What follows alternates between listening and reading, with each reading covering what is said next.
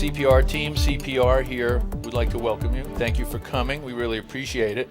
We've been doing this kind of stuff for 22 years, and we've learned an awful lot, and we think one of the things we'd like you to take away from this is that when you're dealing with CPR, you're dealing with a team that is connecting sound to lights, to video, to computers, to experience and to knowledge more than anything else.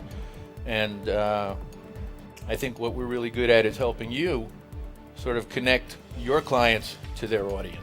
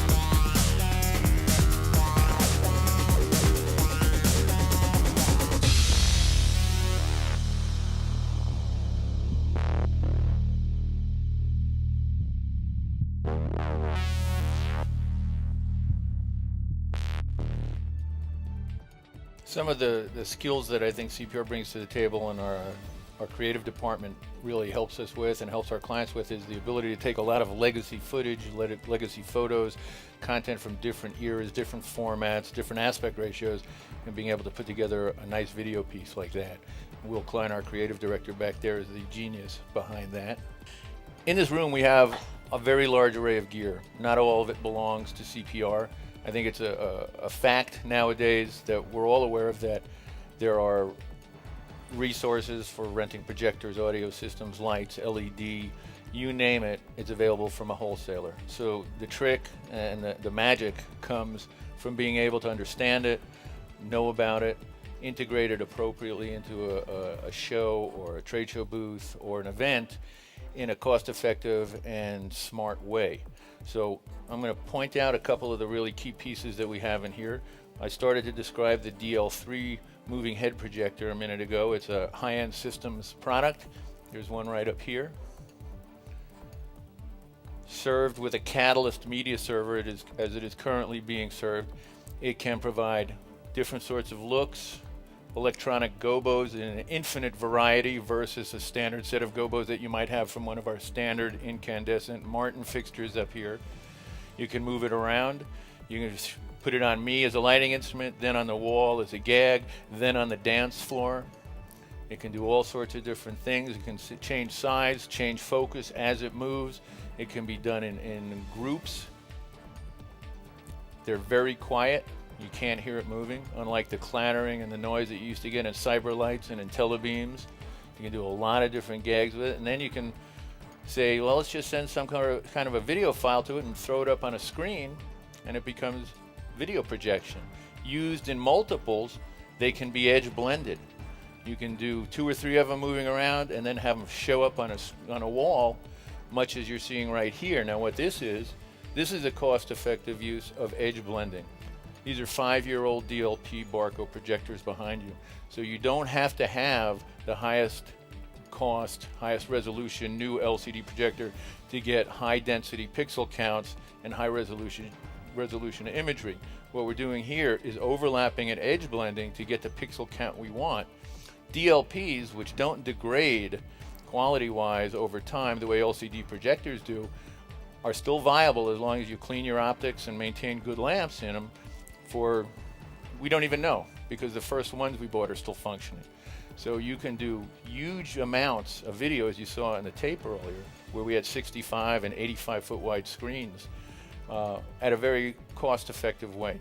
We don't have to use an Encore system here. We don't have to use a Spider system here, because this edge blending technology is inherent. It's called Synergics, and it's built into these projectors. A simple laptop or a single widescreen camera can feed a whole wide display such as that. Below it, you'll see the 103-inch world's largest plasma. Now there is 150 coming out soon, but I think we're going to stop at the 103 for now. It is incredibly high resolution. It's got wonderful color saturation. It is on the marvelous screen lifter stand, which allows two people to take it from truck to installed. No big crew. The screen adjusts in height. It can be flipped into a portrait mode right there, and the image quality sort of speaks for itself. We're the only guys in this area that have one. Then we move over here to this projected image. This is a 110 volt Christie M series projector. It's likely to be our main stable projector for the next couple of years. It's high def, true 1080p. It has a great array of lensing, starting with a 0.67, so that you can do rear projection in that room you used to have to do front projection in because you were eating up too much square footage. So the array of lenses is a big plus. 110 volts. It's small. It's a very small footprint. It's designed to be a rental and staging projector, so there's integrated central gimbal point adjustment hanging cage, which may not mean a lot to you, but it means a lot to my technicians. And it's just a wonderful looking, reliable projector. You're listening to me on JBL VRX self-powered speakers, and we have self-powered subwoofers behind us, so you don't have to worry about amp racks anymore. These are lightweight. They're sonically excellent. They can be arrayed and flown as a line array, a mini line array. They can be put on stands and smaller applications, smaller breakout rooms. They can be mounted on top of a subwoofer with an internal pole that goes up and holds one or two top boxes. So we can even do a small ballroom with 2 subs and 4 top boxes. Very cost effective. One man can put all that together because the speakers are so lightweight and so well designed. You're listening to me speak through Shure UR4 wireless headset, which is mounted with a Countryman boom mic. And these are all new UR4s, are all in the new white space, or address the white space spectrum issues so that you don't get stepped on by other things in the digital age of PDAs and Wi-Fi and high density of RF signals. Now I'll show you some of the really cool things that you were asking about before. The lights right up here shining on me and giving me white light right now can do a lot of other things because they have red, green, blue, amber, and white LEDs. And this is LEDs in motion. They can face the audience. They can be lighting elements. They can be cool gags. They're bright enough to act as strobes. They are a really neat design where the elements in them can be taken apart, and they're actually a product called a Martin stage bar. But Mainlight integrated them into a moving yoke and allowed them to be used in this fashion. A huge range of colors, very exciting. A lot of capability, a lot of bang for the buck on your truss. The big brother, or the high-res brother I should say, is the MF5 down here. These are a surface mount LED so that you get red, green, and blue in one capsule. And this allows you to send video content, albeit not like a plasma, but you can send video content, logos, icons, various imagery to them. Also good for direct view from the audience, good for a lighting effect.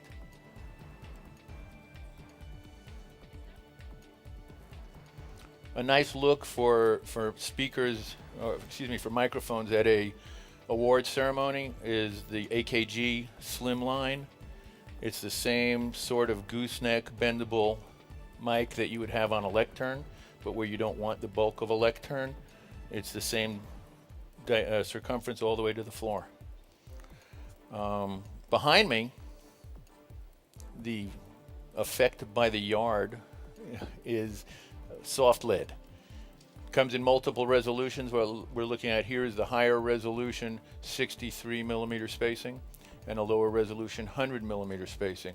The benefits to this is that you can do an entire ballroom or the Hall A at the convention center and have wonderful varied effects at a price that you just can't beat. You can fly it. It's much lighter than standard hard LED panels. It's soft, so you can wrap it around things, you can bend it, you can drop it down onto an uneven stage and have it conform to those lines.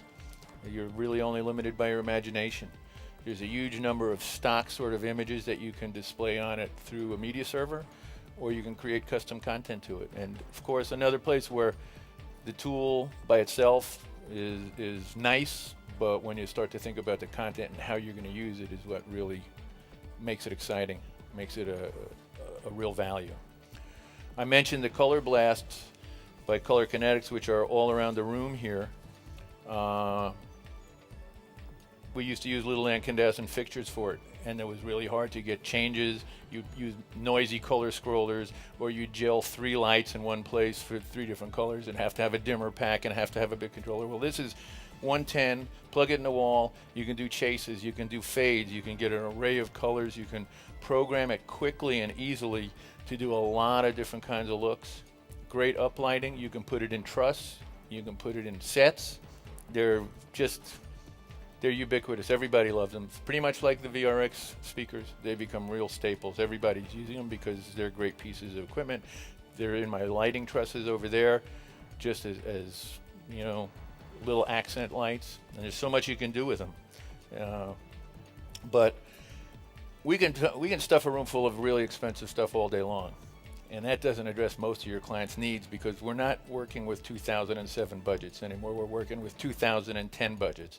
And so we have a lot of experience in how do you do with 5-year-old projectors that still look great, or with legacy equipment, new things that give you good value, a lot of bang for the buck, and still say today, still say new, still say current.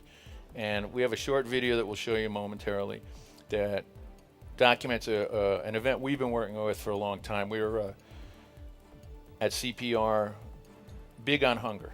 We don't like hunger, we dislike hunger. But we're involved with the Capillary Food Bank. We've been involved with DC Central Kitchen for a long time, and a couple of other charities that make hunger their #1 priority. The Hunger Project, we've done their annual event in New York for years. And we really like the DC Central Kitchen people because they're very creative. They always want to do more. They love to think of new ways to make their event exciting, and it has become really, for foodies at least, and maybe for a lot of people just in the nonprofit community, one of the key hot tickets in DC. If you don't go to the Capitol Food Fight, you missed a really cool event. It's one of my favorite events to go to, and I see an awful lot of events. But their issue with us every year is, we want to do more, we want to be a little excited, we always want to add something new, we don't want to be stale. What can you do? What can we do with our same budget or with just a little bit more to make this a better event? And it's a pretty tough venue that we've been working with. It's the Ronald Reagan International Trade Center. And so this video sort of explains, some of our approaches to getting people inside their budget with an event that they come out of saying, wow.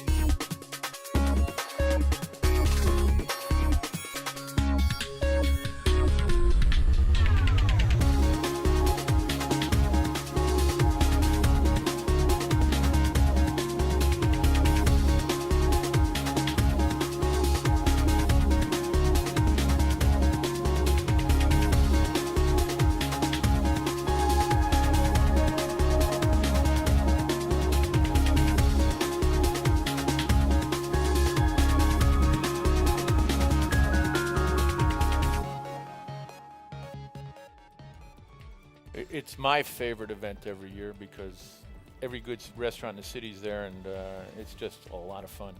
So that's our presentation. We'd like you to come out, have a little bite of lunch with us, and talk to us about what we've shown you, and we'll try and fill you in on how to use it to best advantage. Thanks for coming.